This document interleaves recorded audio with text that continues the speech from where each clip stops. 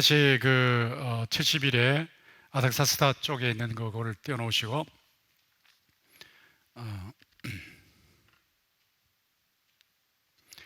이 70일에와 연결해가지고 세대주의 쪽의 입장이 대체적으로 종말론을 지배하고 있다. 그러니까 종말론에 대한 책을 거의 다 지배하고 있다. 이렇게 보시면 되고, 이게 이단들에게 이용되고 있습니다. 세대주의자들은 이단이 아닙니다. 오해하지 마십시오. 지금 미국에서 세대주의 신학자들이 많이 있는데 그 신학교 출신들이 목회 진짜 잘합니다. 그들을 공격하는 게 절대 아닙니다. 우리 형제들입니다. 자매들입니다. 아무 문제가 없지만 좀 성경을 보는 눈이 다르다. 제가 계속 반복하는데 이걸 아무리 반복해도 자꾸 오해될 수밖에 없는 이유가 뭐냐면, 제가 공부할 때 그랬으니까. 제가 공부할 때 세대주의 그러면 7세대, 뭐 한국에서는 거의 7세대 이렇게. 근데 미국 가서 보니까 7세대 주장하는 사람이 거의 없는데, 이미 다 지나가 버린 고전적 세대주의고 7세대의 구원 방법이 다르고 뭐 어쩌고 저쩌고, 그건 전부 다 옛날 얘기고 그 주장하는 사람들도 없는데, 그래서 한국에서 오해를 많이 하고 있었구나 하는 생각을 했고, 또 세대주의를 생각할 때, 또 책을 읽을 때마다 처치 이스라엘 디스팅션 계속 거기 나오는 거예요. 교회와 이스라엘의 구분, 교회와 이스라엘, 이게 무슨 소린가? 그러니까 미국 사람들은 그거 딱 놓고 보면 알거든요, 그게 무슨 말인지. 자기 주변에 세대주의자들이 너무 많으니까 아는데, 한국 사람들은 교회와 이스라엘 구분 그러면 그게 무슨 소리인지 뭐 멍한 거예요. 근데 교회와 이스라엘의 구분이라는 거는 문자적으로 해석하기 때문에, 문자적으로 해석하니까 이스라엘이 나오면 이건 이스라엘을 얘기하는 거고, 교회가 나오면 이건 교회를 얘기하는 거고, 이렇게 딱 구분하는구나.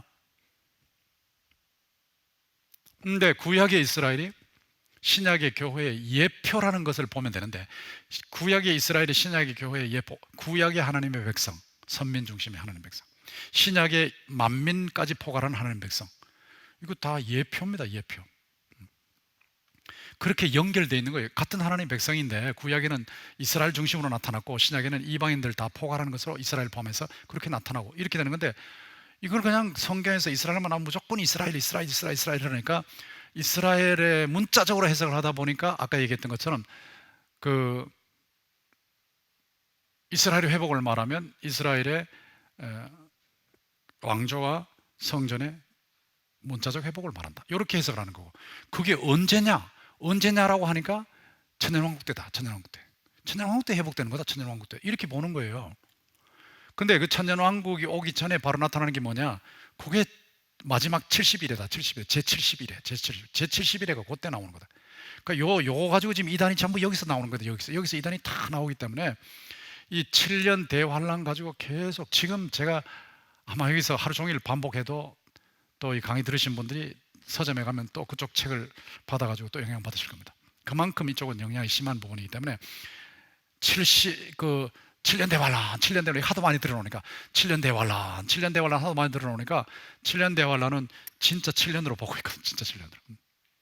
이러다 보니까 7년 대환란 그러면 전 3년 반, 후 3년 반, 전 3년 반, 후 3년 반, 자꾸 늘거리 뻔다.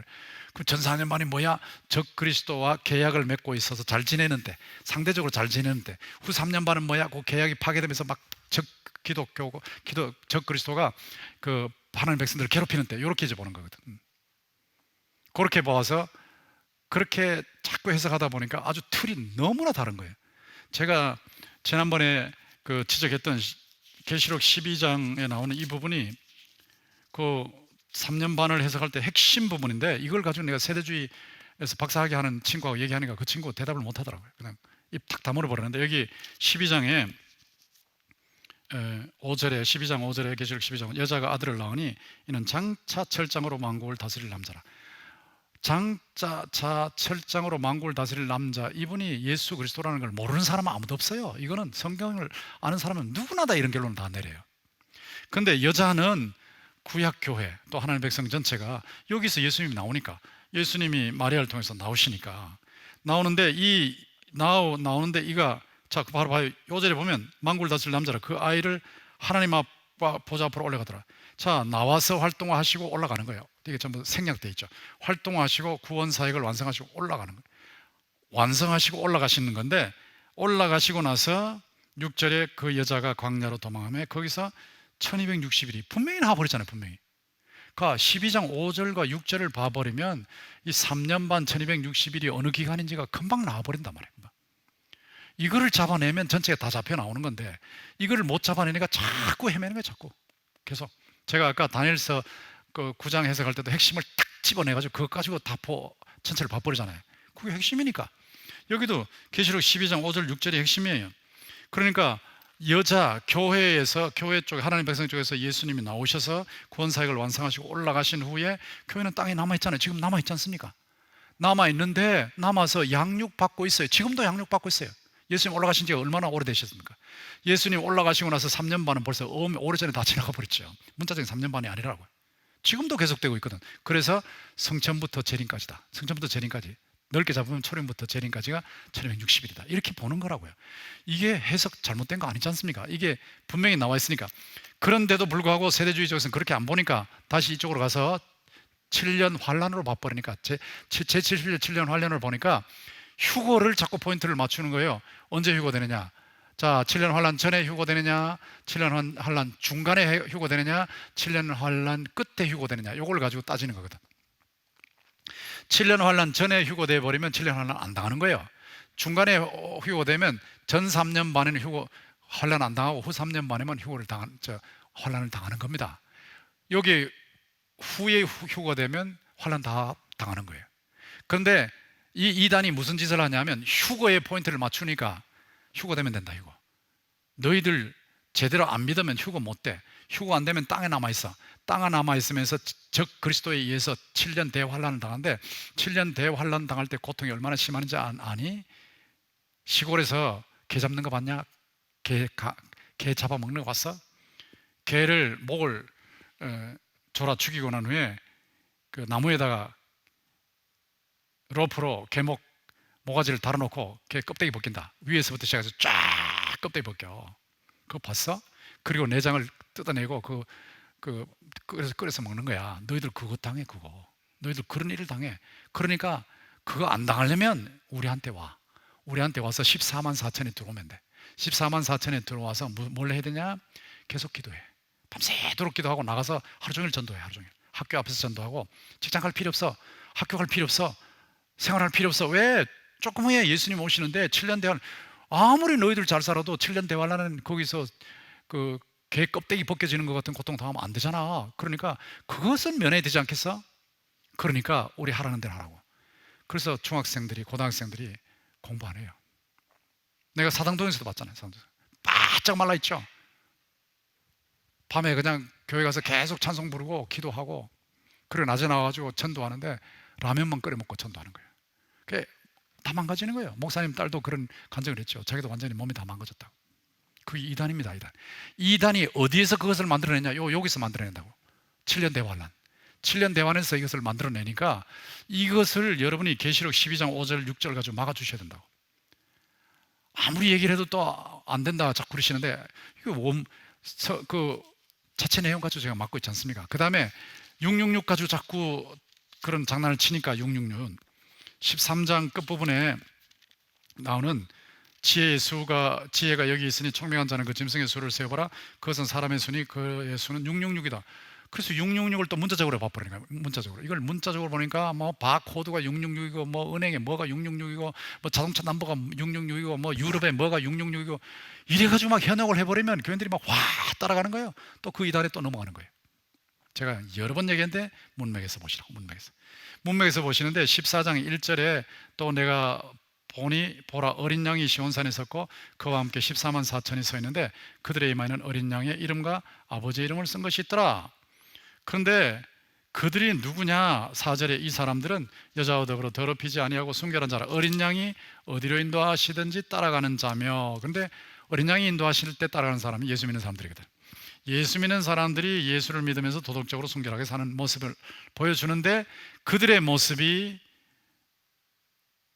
이마에 어린 양의 이름과 아버지의 이름을 썼다. 기록했다. 자, 권 목사 이마를 보십시오. 이마에 성부의 이름 있습니까? 어린 양의 이름 있습니까? 안 보여요. 자, 문 목사님 이마에 이름 보여요? 자, 김대경 목사 이마에 이름 보여요? 이상 목사님 이마 이런 거 안 보여요. 그런데 하나님 백성이요. 이게 상징이라고, 상징. 여기 이마에 뭐 썼다 그래서 이마를 계속 보지 말란 말이야. 이마 보고 이마에다가 아버지 이름 있냐, 아들 이름 있냐, 어린 양 이름 있냐, 이것만 보고 이마에 이름 없으면 너 망했다 그러면 안 된다 이 말이요. 근데 이마에 이름 있는 목사 한 사람도 없어, 선교사 한 사람도 없어, 사모님 한 사람도 없어, 교인 한 사람도 없어. 그럼 다 망했습니까? 아니거든요. 상징이라고, 상징. 이게 상징이기 때문에 666도 상징이니까 666이라는 숫자 찾지 말라고, 666이라는 바코드 찾지 말라고요. 뭐 유럽 공동체에 뭐 666이 썼고 뭐 그거 찾지 말라고. 그거 아무 상관없는 거예요. 그냥 적 그리스도의 상징수일 뿐이요. 777이 완전수니까 777을 흉내내는, 하나씩 다 모자라는 흉내내는 666 상징수일 뿐이니까 666이라는 숫자의 의미가 없다고. 근데 이단들은 이 3년 반하고 666 대환란하고 666 가지고 계속 썩먹는 거예요. 계속 이거 가지고 사람들을 공포에 몰아넣어서 끌고 가기 때문에 거기에 빠지지 않도록 여러분 주의하셔야 되고, 또 교인들을 그렇게 되지 않도록 주의를 시키셔야 됩니다. 이제 17장 18장으로 넘어가서 17장 18장이 바벨론 멸망인데, 그 바벨론을 큰 성 바벨론이라 그러죠. 또 큰 음녀하고 연결되어 있다. 그러니까 여러분이 이 큰 음녀 이걸 보실 때는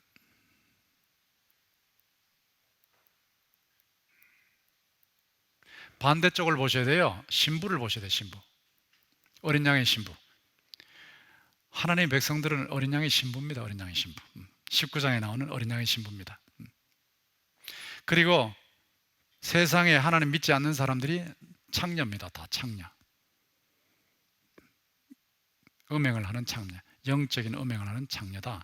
하나님을 버리고 세상에서 우상들과 음행을 하는 창녀다. 이런 거예요. 이 위에 어린 양이 계시요. 어린 양. 거룩한 삼위일체가 있고,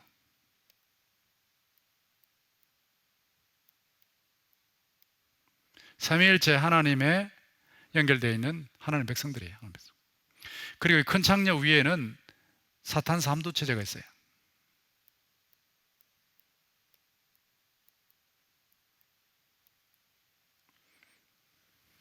사탄 삼두체제에 따라가는 게 창녀입니다. 창녀.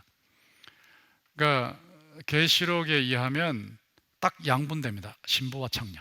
신부와 창녀.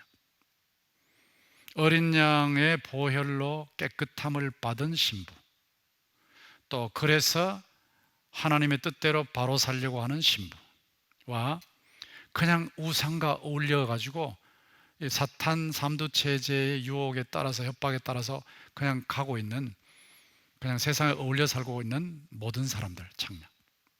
그러니까 중간지대가 없습니다. 중간지대가 없고 창녀 아니면 신부입니다. 신부. 근데 제가 청년 집회에 가서 이걸 얘기했더니 감각이 없더라고요. 제가 이거 참 쉽지 않겠다 하는 생각을 했어요. 교육자들 앞에서 이런 강의를 하면 교육자들은 탁탁하고 스파크가 일어나는데, 청년 집회에 갔더니 무슨 소리야 이렇게 생각하는 것 같아요. 이 세상의 문화가 창녀 문화다 이렇게 얘기를 하면 안 받아들이는 것 같아요. 이 세상의 문화가 창녀 문화입니다. 창녀 문화. 꼭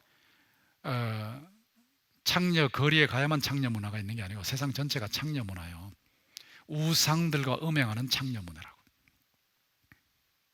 별로 못 느껴요. 별로 못 느끼면서 그 속에서 그냥 살아가 버려요. 그런데 우리는 어린 양을 따라가는 신부이기 때문에 어린 양의 보혈을 통해서 깨끗해져 있고, 또 그 보혈을 통해서 깨끗함을 받은 사람답게 바로 살려고 하는 사람들. 성화, 칭의와 성화. 그런데 17장 18장에 이게 창녀가 망하는 모습이라고. 창녀. 그러니까 우리가 얼른 보면 창녀 쪽이 훨씬 더 화려합니다. 훨씬 더 엄청난 권력을 가지고 있습니다. 세상을 다 쥐고 있으니까, 흔들고 있으니까, 즐기고 있으니까, 마음대로 살고 있으니까, 아무 문제 없으니까, 편하게 사니까. 근데 이거를 성도들이 봐야 되거든요. 그러니까 내가 지금 어느 문화 속에서 살고 있느냐. 나는 분명히 신부 쪽인데 이쪽에 영향을 너무 많이 받고 있구나. 그걸 알아야 될 거 아니에요. 알아야 정신을 차리지. 신부인데 신부답게 살지 않냐고 신부가 막 온갖 종류의 더럽힘을 다 받아서, 자, 결혼식에 웨딩 가운을 입고 들어가는데 그게 더러워졌다. 얼마나 추합니까? 얼마나 창피합니까? 성도들이 그렇게 사는 사람들이 얼마나 많습니까?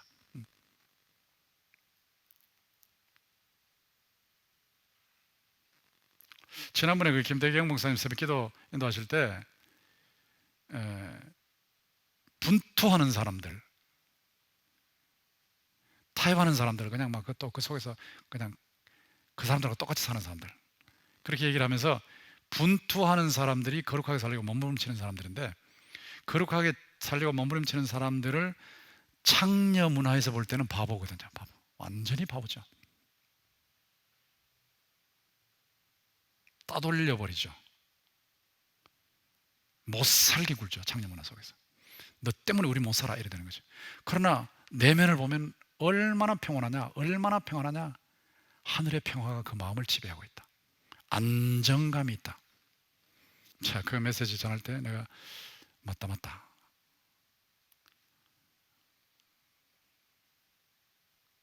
저도 부족하지만 분투하고 있거든요.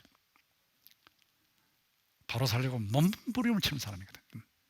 신부로서 신부답게 살려고 몸부림치는.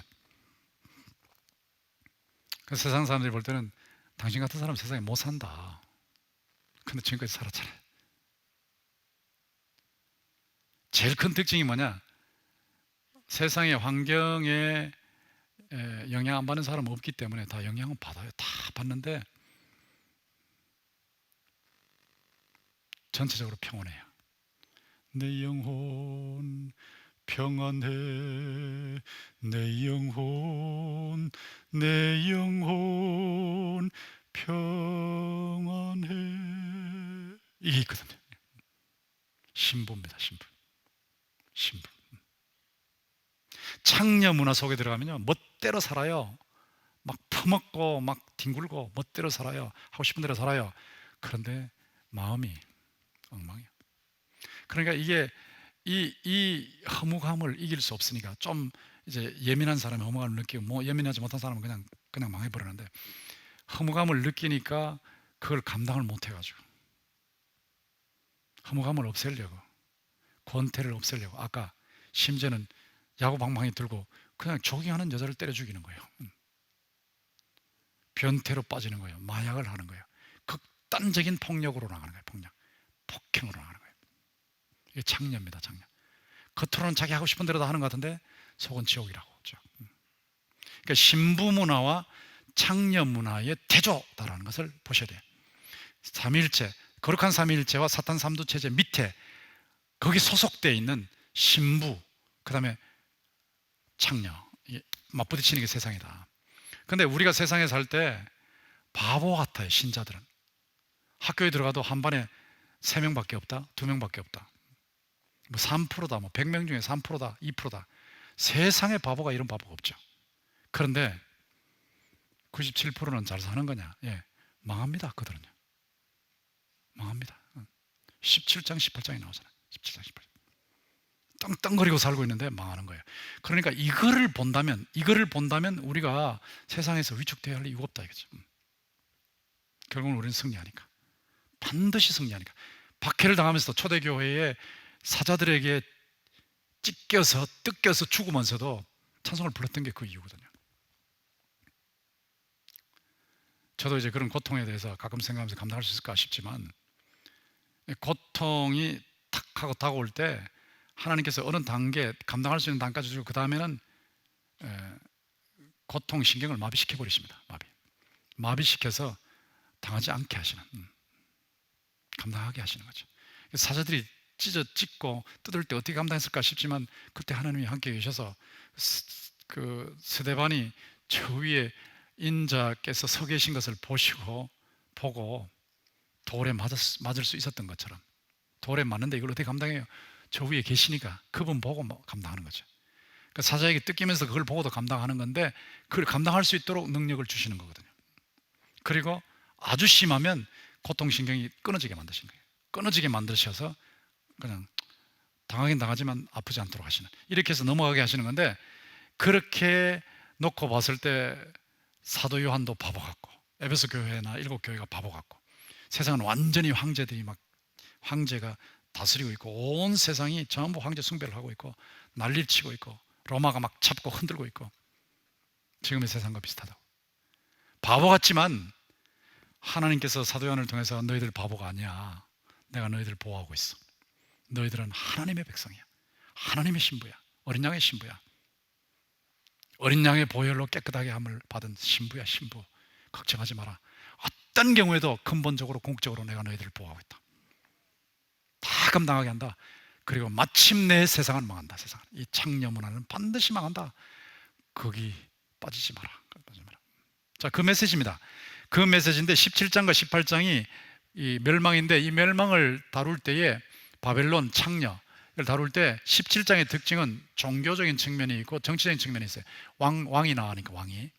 그 다음에 18장은 상업이요, 무역이요. 이게 장사하는 거예요, 장사. 전 세계 장사하면서 온갖 종류의 상품들이 많이 나오죠. 이걸 놓고 한번 생각해 보세요. 자, 온 세상을 생각할 때 하나님 믿느냐 안 믿느냐 하는 의미에서 하나님 믿는 신부하고 안 믿는 창녀하고, 또 안 믿는 창녀 쪽에서 막 이렇게 박해를 하는 그 성도들의 피를 마시면서, 꼭 술 마시듯이 피를 마시면서 즐기는 이 세상, 종교적인 색채가 강하죠. 근데 이 종교를 박해할 때 항상 정치적인 힘을 가지고 박해하지 않습니까? 정치적인. 종교와 정치적인 측면이 17장에 나오고, 그 다음에 이들의 파워를 뒷받침하는 게 경제지요, 경제. 정치 다음에 경제지요, 경제. 경제 가지고 뒷받침하는 거니까. 결국은 정치와 경제, 종교, 정치, 경제죠. 종교적 정치적 특색과 상업적 무역적 특색, 이게 이제 17장, 18장의 특색이에요. 그러나 같은 바벨론입니다. 같은 바벨론의 멸망을 말하는데, 이 멸망을 미래 시제로 망할 것이다로 하기도 하지만, 망했다 과거 시제로, 예변 과거, 이미 너무나 확실하기 때문에 과거 시대를 쓰는, 그렇게 표현하기도 하는데, 이게 17장 18장인데 큰 창녀로 나온다. 아까 제가 말씀을 드렸는데, 큰 창녀와 신부를 대조하면 이해가 되는 거고, 영향이 아주 큽니다. 큰 영향을 미칩니다. 온 세계에 영향을 미치니까, 온 세계. 지위 고하를 막론하는 영향을 미치니까 매력이 철철 넘쳐요. 검은 보석이 있고 아름다운 여자고 매력이 천천 넘쳐요. 그런데 하나님 백성들을 막 박해해요. 못 살게 그래요. 하나님 백성들의 피를 마시면서 즐길 정도니까, 술 마시면서 즐길 정도. 로마 시대가 그랬잖아요. 원년 경기장 사자 풀어놓고 하나님 백성들이 막 뜯기는 걸 보고 즐기는, 아주 잔인하죠. 이게 창녀 문화입니다. 창녀 문화. 그게 어떻게 가능할까 싶지만, 그 배후에 사탄 삼두체제가 있으니까 그런 일이 일어나는 거거든요. 사람이 하나님의 형상으로 창조됐는데 그렇게 할 수 없죠. 그런데 그 속에 배후에 영향이 있으니까, 사탄의 영향이 있으니까 그런 짓을 하는 거죠. 근데 이런 바벨론이 큰 음녀가 망하는데, 이게 일곱 머리 열불 짐승으로 나오죠. 일곱 머리 열불 짐승이 13장에도 나오지 않습니까? 적기독, 이렇게 적그리스도 나오는데, 여기는 일곱 머리 열불 짐승이 왕들로 표현이 돼서 쫙 펼쳐지는 모습이 나오죠. 그러니까 결국은 적그리스도가 핵심인데, 적그리스도가 어떻게 나타나냐라고 할 때, 여러분들이 이렇게 그 인류 역사를 놓고 보면, 인류 역사에 하나님께서 창조하시고 난 후에 타락을 하고, 타락한 다음부터 계속해서 하나님에게 도전하는 역사의 연속입니다. 계속 도전합니다. 하나님께 대들어요. 대드는데, 이 대들 때 이게 그 화산 폭발처럼, 대드는 모습이 화산 폭발처럼 가다가 폭발해요. 가다가 폭발해요. 그러니까 평소에 좀 잠잠한 것 같다가 또 폭발하고, 잠잠하다가 폭발하고, 이렇게 조용한 것 같다가 폭발하고, 조용한 것 같다가, 이 폭발할 때가 박해가 심하고 죄악이 심하고 이런 때죠. 그러니까 예를 들면 타락하는데 노아 시대 같은 경우에 폭발하지 않습니까? 얼마나 죄가 악합니까? 그러니까 바벨탑 쌓는데 또 확 드러나죠. 그다음 소돔 고모라 사건 때도 확 드러나죠. 사사 시대도 확 드러나죠. 이런 것들이 가다 드러나고, 이제 우리 역사로 놓고 봤을 때는 이제 히틀러 때 같은데, 스탈린 같은 때, 공산주의가 막 확 드러나고. 그러니까 예수님 오시기 전으로 말하면, 그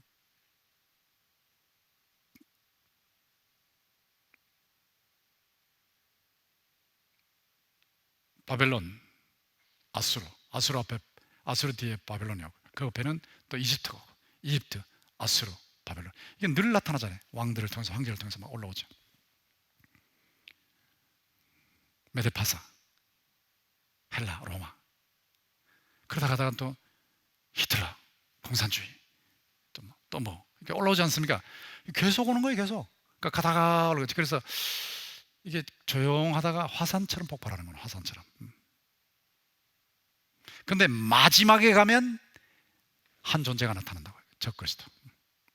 예수님 재림 직전에 큰 세력권 속에 한 인간이든 뭐가 탁 등장해서 막 교회를 거의 죽이다시피 하는 그런 대환란이 올 것이다. 얼마나 오래 계속될는지는 아무도 모르죠. 아무도 모르는데 어느 기간 동안 계속될 것이다. 근데 그것이 일곱 머리 열뿔 짐승으로 이 본문에 나와 있는데, 일곱 머리 열뿔 짐승을 놓고 해석을 다양하게 하기 때문에 이 다양하게 할 때 이거 또 이게 해석에 또 말려 들어가 버리면 더 헤맵니다. 중요한 핵심만 잡고 해석이 약간씩 다른 것은 다를 수 있겠다. 뭐 주님 오시면 더 확실해지겠지, 이렇게 해야지. 연구하지 말라는 게 아니고 확실하게 하려고 애를 쓰지만 정확하게 떨어지는 게 없으니까, 정확하게 맞아 떨어지는 것이 없으니까 여기서 인간의 한계를 느끼는 겁니다. 그러니까 일곱 머리 열뿔 짐승을 다룰 때에 여기 계시록 17장에 가서 보시면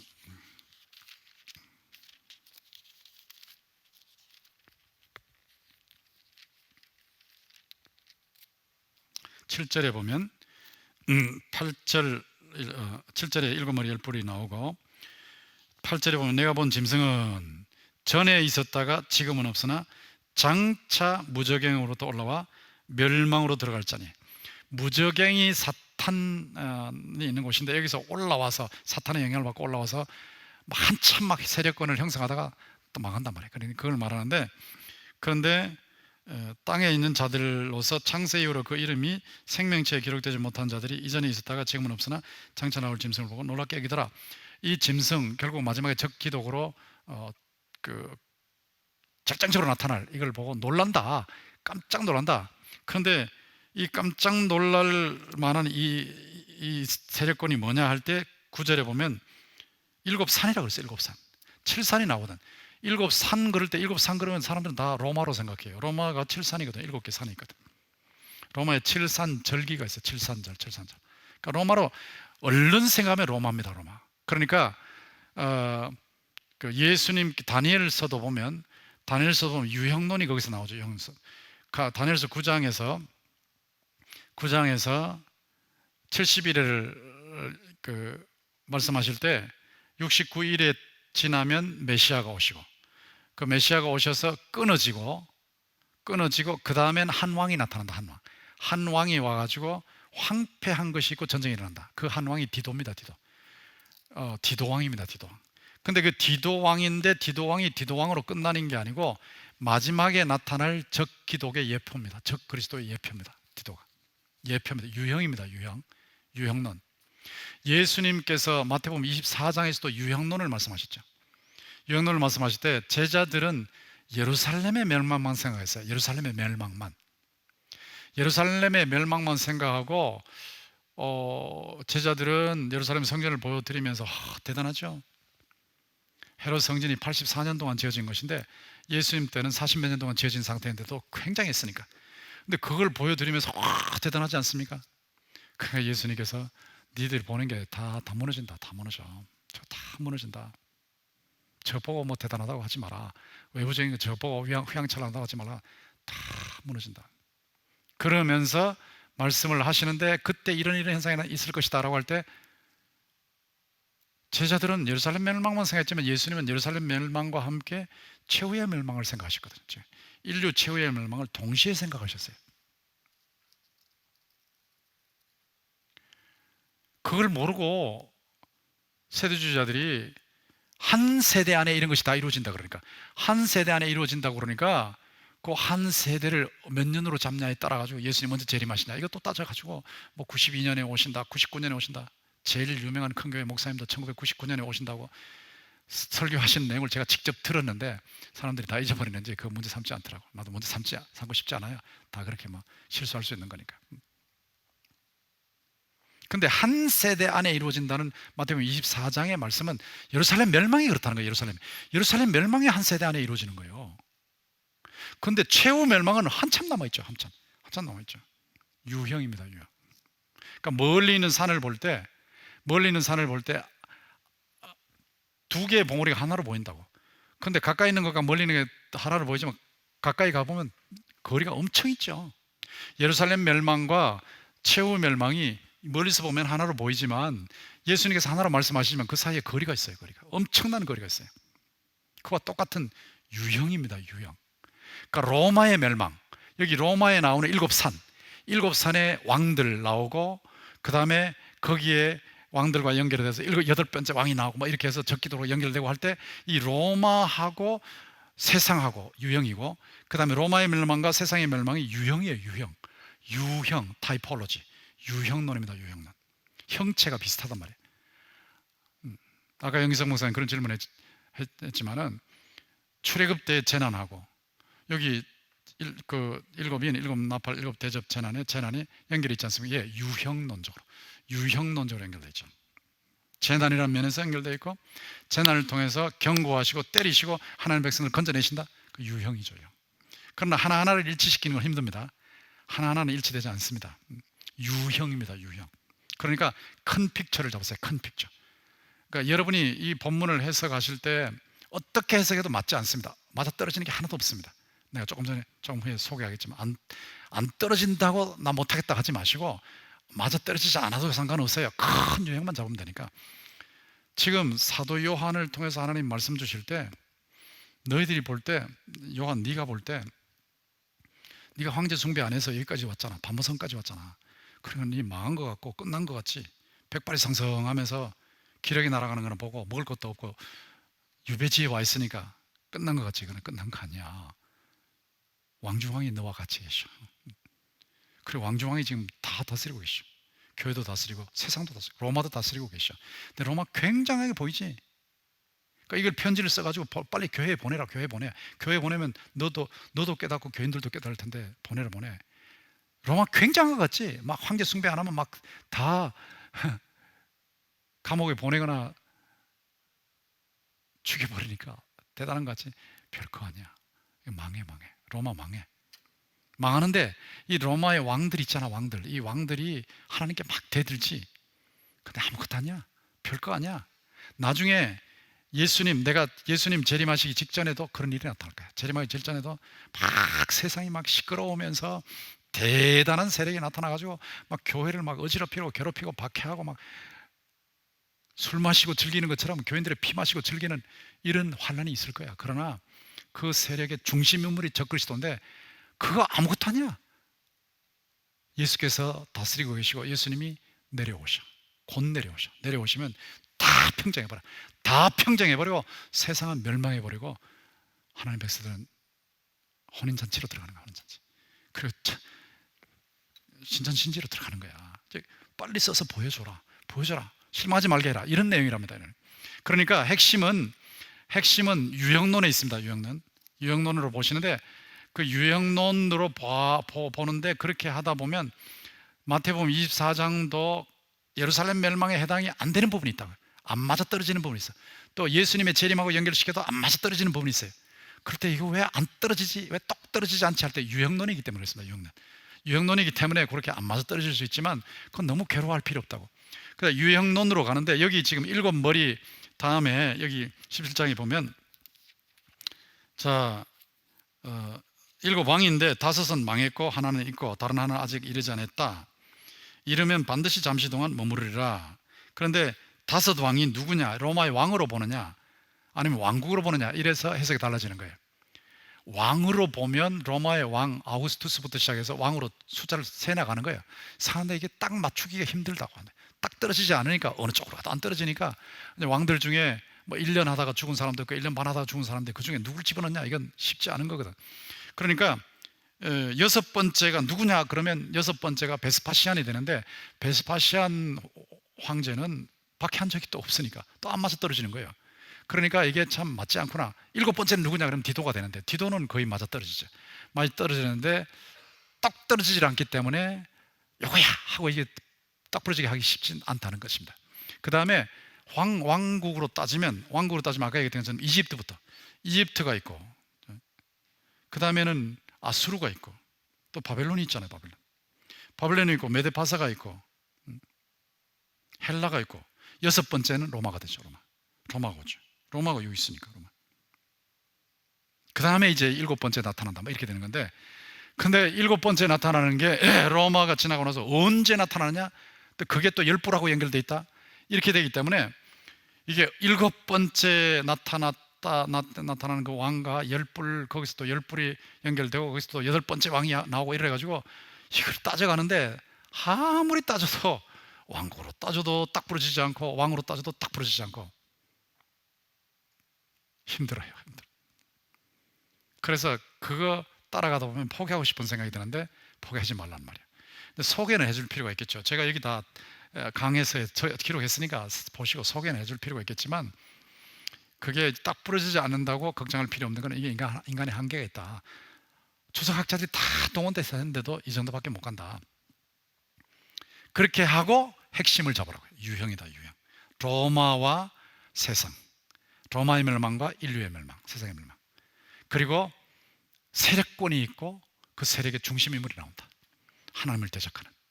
마지막에 적그리스도가 나타날 것이다. 이 적그리스도가 누구냐 그럴 때 열불이라 그러니까 이제 뭐 이시다, 유럽 공동체다. 근데 그게 10나라인가, 아니 12나라가 되고, 15나라가 되고, 7나라가 되고, 그러니까 또 안 맞아 떨어지는 거야. 이게 뭐야? 자꾸 헤매는. 그 사람들이 이렇게 헤매면서 결국은 자기 시대에 연결시킬 수밖에 없으니까. 칼빈 같은 사람도 로마 교황이다, 막 이렇게 말하는 거. 실수하는 거죠, 실수. 사람의 약점이죠. 근데 그런 약점이 있지만 크게 잡으라고 제가 계속해서 말씀드리는데, 크게 잡으면 결국 로마 멸망, 또 그 로마의 왕들, 그 다음에 적기독, 마지막에 나타날 적기독. 자, 이런 식으로 해서 유형론적으로 잡아서 이런 일이 있을 것이다 라까지 가면 돼요. 누구 다 하고는 찝지 못합니다. 절대 찝지 못합니다. 찝으면 실수합니다. 매번 실수합니다. 매번. 그러니까 이것이 17장에 나온 내용이고, 이 창녀의 멸망이 나오는데 반신적, 전부 하나님을 대적하는 거예요. 근데 놀라운 사실은 자기들끼리 싸워요. 자기들끼리 싸우다가 자멸해요. 그러니까 악한 세력들은 항상 자기들끼리 싸웁니다. 마지막에 가서는. 그리고 하나님께서 주권적으로 일을 하신다. 이제 이럴 때 어떻게 하느냐 하는 건데, 신자들은 권력이나 영광이나 음행에 넘어가지 마라. 이게 넘어가기 싫거든요. 권력 보면 대단하니까. 직장 가서 보면 신자는 아무것도 아닌 것 같으니까. 영광을 보면 뭐 그냥 그 빌딩들 한번 보십시오. 제가 필라델피아도 가서 유학생활을 하면서 필라델피아 다운타운에 가서 빌딩 숲에 들어가서 하늘을 이렇게 부르게, 전 빌딩 숲인 빌딩들이 하도 높아 이렇게 보면 머리가 아프더라고요. 막 목이 아프면서 아찔해져 버려요. 계속 보고 있다가 내가 쓰러지겠다 싶더라고요. 이렇게 보고. 대단하죠. 우리 두 사람은 대학을 나왔음에도 불구하고 가가지고 기껏해야 봉제 공장에 들어가가지고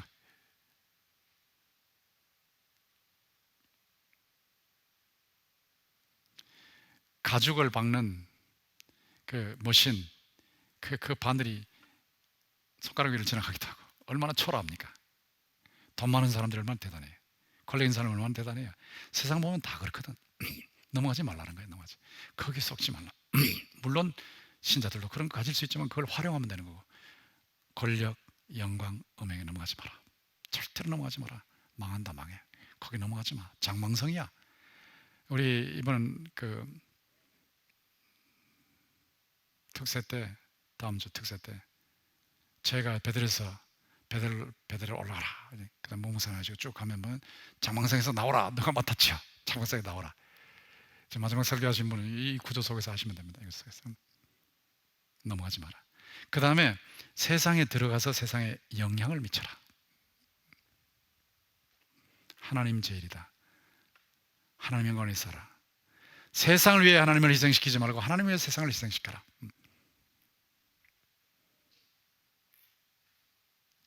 세상을 위해서 신앙을 희생시키지 말고 신앙을 위해서 손해봐라.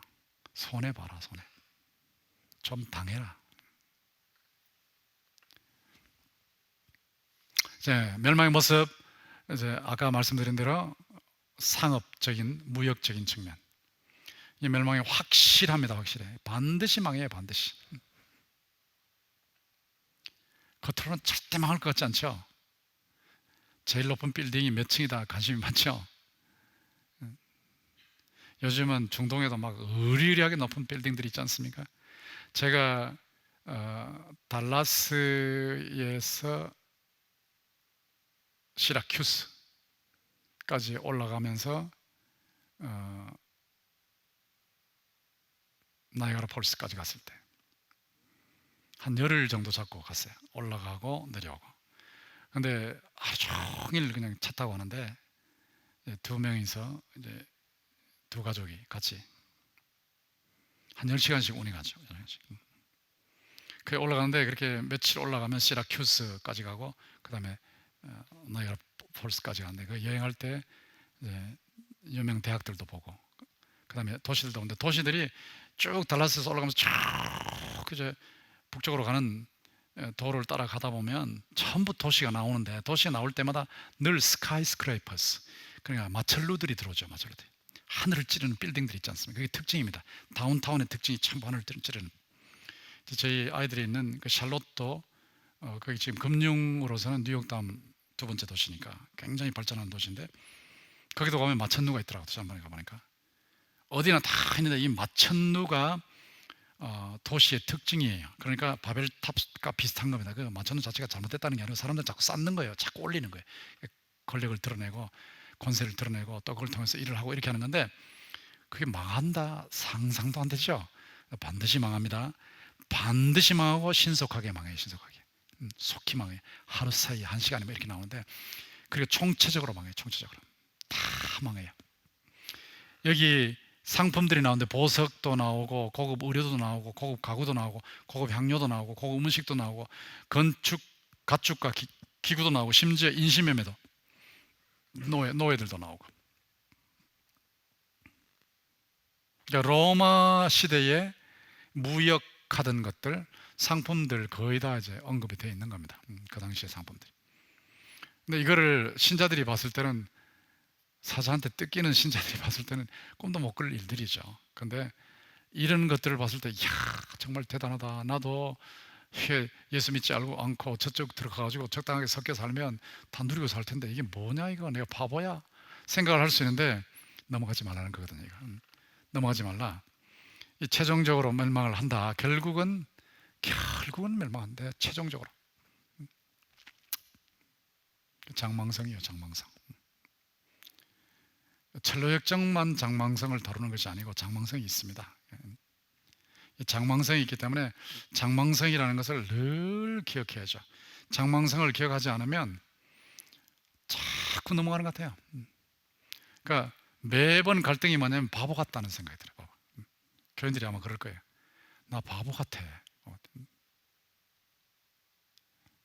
아이들이 여러분 자녀들이 학교에 갔을 때 혼자 예수 믿는 게 참 바보 같다. 그런 생각이 들 거예요. 제가 초등학교 다닐 때 참 외롭더라고요.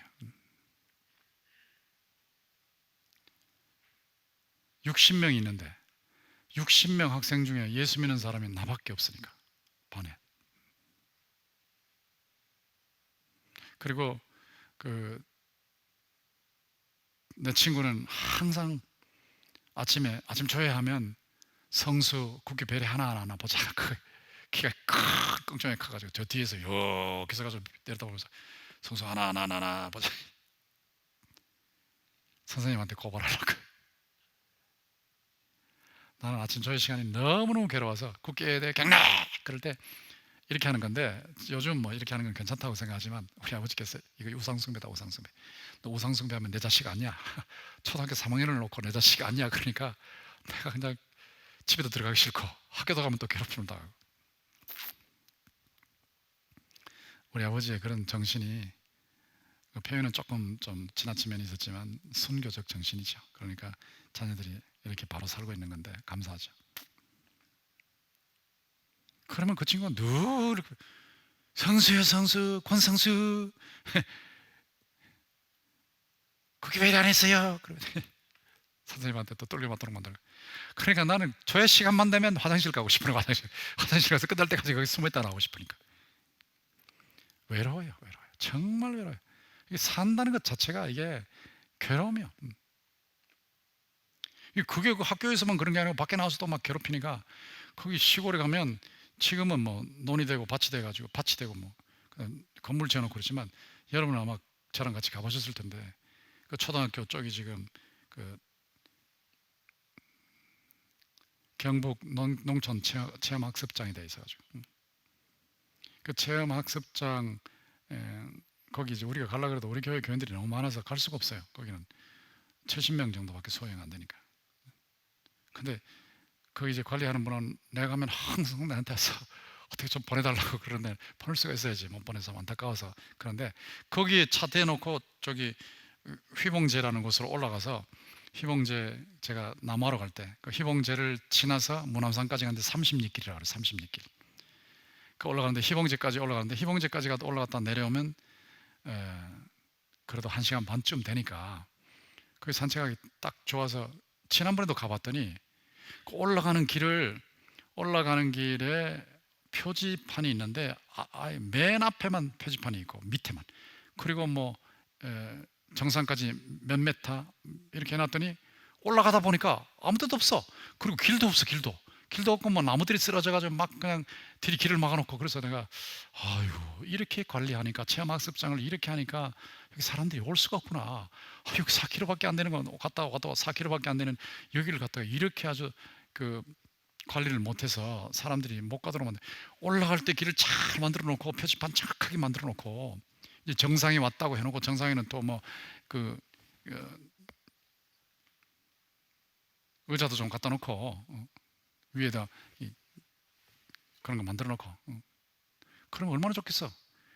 내한테 저 체험학습장 맡기면 바로 고치러 그 사람들 막 몰려오게 만들겠는데, 어디 가도 그런 느낌이 들 정도로 참 이게 사람들이 뭘 하는 거 보면 제대로 관리를 안 하는 것 같아요.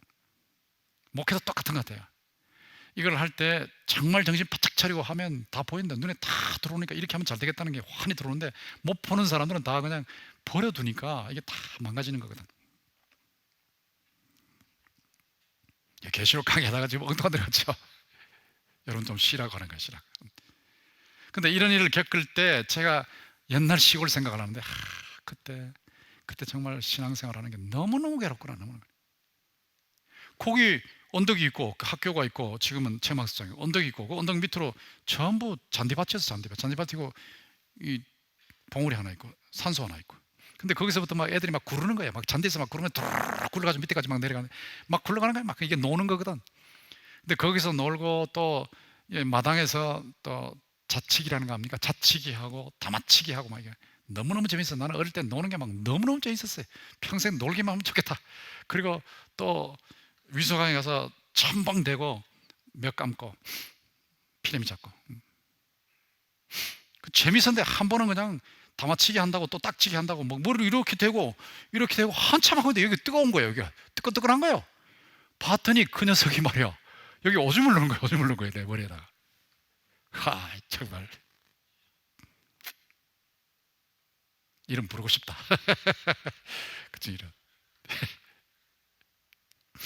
나중에 집사가 됐어요. 집사가 돼서 지금 가면 씩 보고 웃지. 웃지만 말고 사과 좀 해. 회개 좀 해. 그런데 나 속으로 그런데 말 안 해. 씩 웃어. 야, 네가 웃고 있지만 내가 어릴 때는 지옥 같은 삶을 살았는데. 믿는 사람이 외롭다고요. 진짜 외롭다고요. 지금 직장 들어가도 외롭고 학교 가도 외롭고, 사는 게 아니에요. 사는 게. 아마 지동준 목사님은 방송국에서 힘들었을 거예요. 너무너무 힘들어. 자, 이런 상황 속에서 세상을 보면 너무 화려해, 너무 대단해, 너무 잘 먹고 잘 살아, 너무 편하게 잘 살아. 그러니까 내 이 뭐 이렇게 살 필요 뭐 있냐, 분투할 필요 뭐 있냐, 그냥 적당하게 타협하고 들어가 버리자. 적당하게 살아버리지 말아요. 내가 뭐하러 이렇게 살아? 나도 이렇게 사는 게 힘들어 죽겠는데 자식들까지 이렇게 살게 만들어야 되나? 이렇게 생각할 수 있죠. 근데 그렇게 생각하면 안 되거든. 이걸 보여드리라고, 전체를 보여드리라고. 이게 계시록 전체를, 자꾸 픽처를 그리라는 게 이겁니다.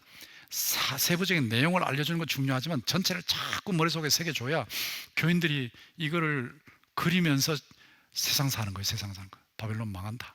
바벨론 장망성이야. 그렇지만 망하기 때문에 우리 일하지 않는 게 아니고 들어가서 영향을 미쳐야 되지만 이건 망하는 성이야. 망하는 성. 여기 빠지면 안 돼. 이 죄악에 빠지면 안 돼. 이 죄악 속에서 나는 거기에 머물러 있으면 안 돼. 절대로 머물러 있으면 안 된다. 그래서 제가 이 18장을 볼 때 나한테 천둥처럼 부딪혀오는 게 4절이었거든. 4절. 그래서 4절을 뽑아낸 겁니다. 4절을 뽑아내서 이번에 설교하실 때 거기를 좀 다뤄주십시오라고 한 거예요. 내가 들으니 하늘로부터 다른 음성이 나서 이르되 내 백성아, 이게 내 백성이 나오죠. 내 백성아, 거기서 나와. 장망성에서 나오라. 그의 죄에 참여하지 말라. 그가 받을 재앙들을 받지 말라. 지금 보고 있지 않냐? 이런 것이 그들이 당할 거야. 당할 거야. 거기 있으면 안 돼. 나와라. 나와. 빠져나와라. 죄악에서 빠져나와라. 창녀 문화에서 빠져나와라.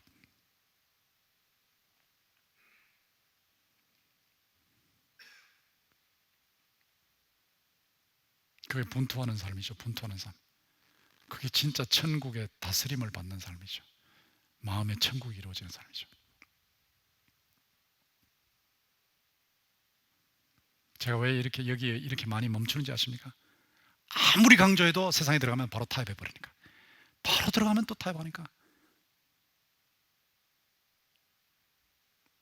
군대 생활할 때도 그렇게 절실하게 느꼈던 게 이것이에요. 제가 근무하던 육사단이 2만 명 군인들이 있는데 2만 명 군인들 중에 두들겨 맞으면서도 신앙을 지키는 사람이 4명, 저를 포함해서. 저보다 더 잘 믿는 사람도 있더라고요.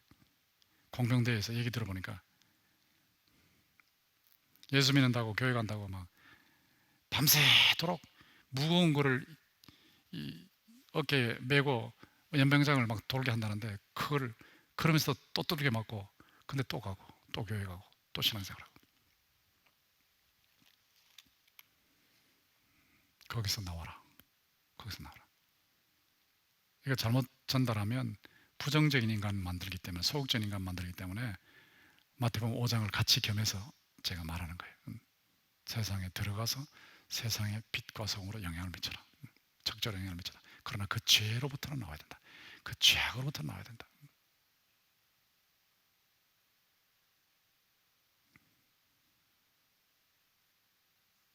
제가 목회자들도 놓고 봤을 때 지난번에 배준현 목사님 그 성명교회 위임하실 때 제가 그런 설교했지만 디모데 같은 사람이 별로 없다.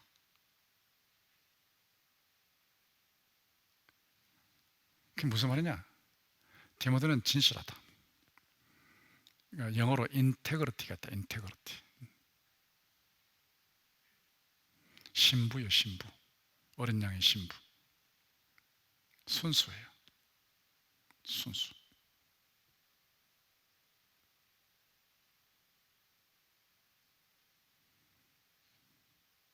연단받았다. 딱 2가지죠. 인테그리티.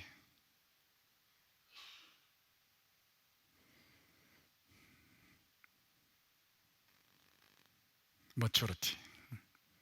연단받아 성숙하다. 인테그리티와 머추리티. 그러니까 그 머추리티가 헌신하는 모습으로 나타나는 거다. 헌신. 그 청년부 지금 김동현 목사도 그렇게 하고 있지만 그냥 어떻게 저렇게 시키지도 않는데 저렇게 늦게까지 저렇게 교회를 위해서 주님을 위해서 헌신할까? 다 그리스도를 위한다고 말을 하는데 결국은 자기 이권 때문에 움직인다. 사역자들도. 바울이 한 말이요. 다 그리스도의 일을 한다고 말을 하는데 자기의 이권을 위해서 움직인다. 그런데 디모데는 다르다. 그런데 디모데는 달라. 인테그리티. 어쨌든 자기의 이권만을 위해서 움직이는 창녀 문화 속에서 나온 사람의 모습이 순수한 거예요. 그 죄악에서 나온 사람 모습이. 그리고 이런저런 일을 산전수전을 다 겪었어. 산전수전을 다 겪었어. 다 겪으면서도 주님께 붙어서 충성하고 있으니까 성숙한 거죠.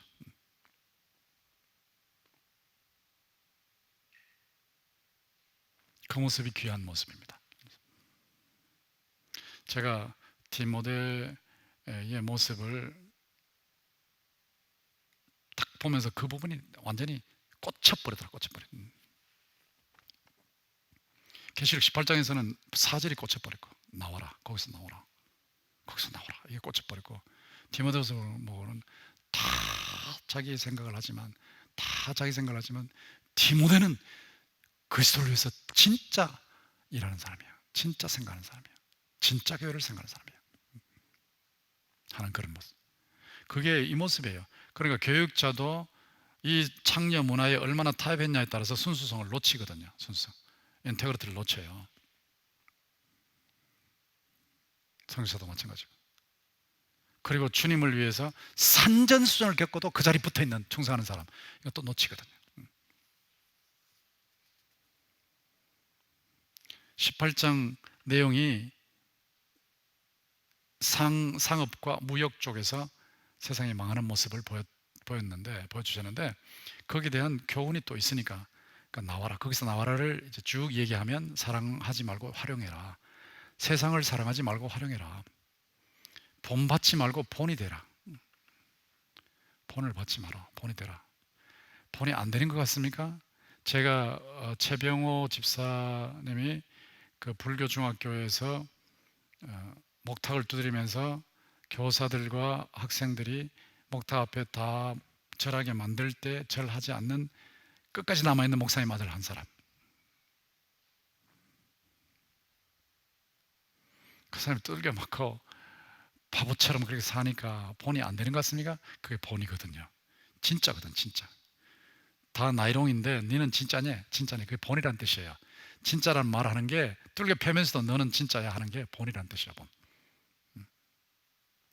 둔해지지 말고 깨어 있으라. 자, 이거는 제가 왜 18장 4절을 놓고 이렇게 얘기하느냐면, 18장 4절을 하나만 딱 집어내면 성경 전체를 안 보면 또 소극적인 인간이 되기 때문에, 소극적인 신앙인이 되기 때문에 설교할 때는 어쩔 수 없이 이 부분도 같이 가지고 와야 된다 이 말이에요. 주님만 사랑하고 사랑해라. 자, 이런 식으로 우리가 바로 살아야 된다. 근데 여기 멸망할 때 보면 교만해. 대신관계 파괴, 음행, 대화관계 파기가 돼요. 이기주의적이고 사치, 치부하고, 대인관계, 불의, 복술, 핍박. 이게 바벨론 문화고 바벨탑 문화고 뉴에이지 문화입니다. 지금 이렇게 흘러가고 있다. 이거를 주의해라. 멸망의 이유 쭉 얘기를 하면서 신앙인에 대한 동참하지 마라. 반드시 하나님이 갚아주신다. 반드시 하나님이 갚아주시니까 걱정하지 마라. 복수하려고 하지도 말고. 그 목사님 아들이 그렇게 살았는데 최병호가 회개하고 돌아오는 것을 통해서 큰 상을 받은 거죠. 그 여전도사님, 분일고등학교의 여전도사님이 복음을 전해서 최병호 학생이 돌아왔으니까 여전도사님이 일다니, 아니요, 뿌리는 것은 딴 사람이 있어요. 뿌린 사람 따로 있고 자라게 한 사람 따로 있고 거두는 사람 따로 있어요. 그다 하나님께서 총체적으로 역사하신 것입니다. 10분 정도 쉬고 또 하겠습니다.